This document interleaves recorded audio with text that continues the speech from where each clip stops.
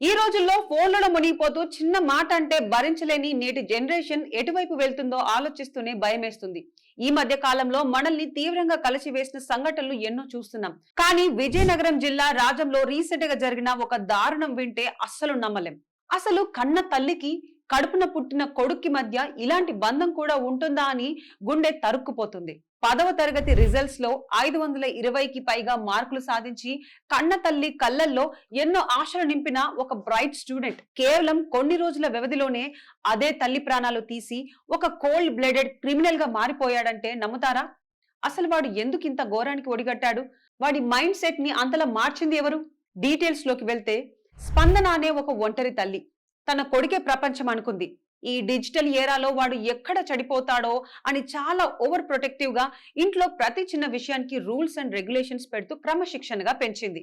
వాడు 10th class లో top scorer అయినప్పటికీ ఆ తల్లి పెట్టిన ఆంక్షలు వాడికి ఒక మెంటల్ టార్చర్ లా అనిపించాయి. పక్క వాళ్ళ లైఫ్ ని చూస్తూ స్నేహితుల్లాగా తనకు ఫ్రీడమ్ లేదనే తీవ్రమైన ఫ్రస్ట్రేషన్ వాడిలో నెగిటివిటీని పెంచింది.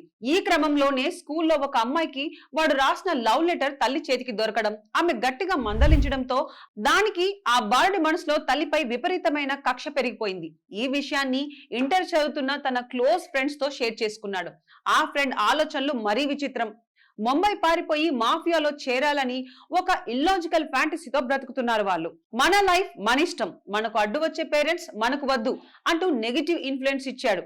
ఇద్దరు కలిసి ఒక పర్ఫెక్ట్ క్రైమ్ ప్లాన్ చేశారు. ఒకరోజు తల్లి ఇంట్లో లేని టైంలో ఆ ఫ్రెండ్ ను పిలిపించి బాత్రూమ్ లో దాచాడు.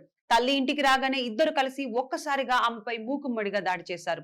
వెపన్స్ తో విచక్షణ రహితంగా ఏకంగా 16 సార్లు కత్తితో పొడిచి అత్యంత కిరాతకంగా తనని హతమార్చారు. అంతటితో ఆగకుండా ఆ డెడ్ బాడీని ఒక చీరలో చుట్టి ఇంటి పెరట్లోని చెరువులో పడేశారు. ఇంట్లో ఉన్న 9.5 తులాల బంగారం, 5,000 రూపాయల క్యాష్ తీసుకొని నేరుగా ముంబై పారిపోయారు. పోలీసులు ఈ కేసుని ఛాలెంజ్ గా తీసుకొని ఇన్వెస్టిగేషన్ ప్రారంభించారు. టెక్నాలజీ సాయంతో ముంబై, వైజాగ్, తిరుపతి అంటూ లొకేషన్స్ మారుస్తున్న వీళ్ళని ఎట్టకేలకు చేసి అరెస్ట్ చేశారు. కేవలం తల్లి పెట్టిన ఆంక్షల కోసమే ఇంత ఘోరానికి ఒడిగట్టారని తెలిసి పోలీసులు సైతం షాక్ కి గురయ్యారు. ఈ సంఘటన నేటి సమాజానికి ఒక పెద్ద వేకప్ కాల్. గ్యాడ్జెట్స్, కంప్యూటర్స్ కి బానిసలవుతున్న నేటి జనరేషన్ లో ఎమోషనల్ బాండింగ్స్ పూర్తిగా నశించిపోతున్నాయి. ఇలాంటి పనులు ఎవరు చేసినా ప్రతి పేరెంట్స్ నార్మల్ గా వార్నింగ్ చేస్తారు.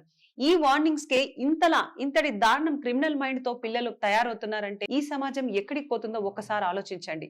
సో గైస్, ఈ వీడియోపై మీ అభిప్రాయం ఏంటో కామెంట్ చేసి చెప్పండి. మరిన్ని అప్డేట్స్ కోసం ఇప్పుడే ఫాలో అవ్వండి.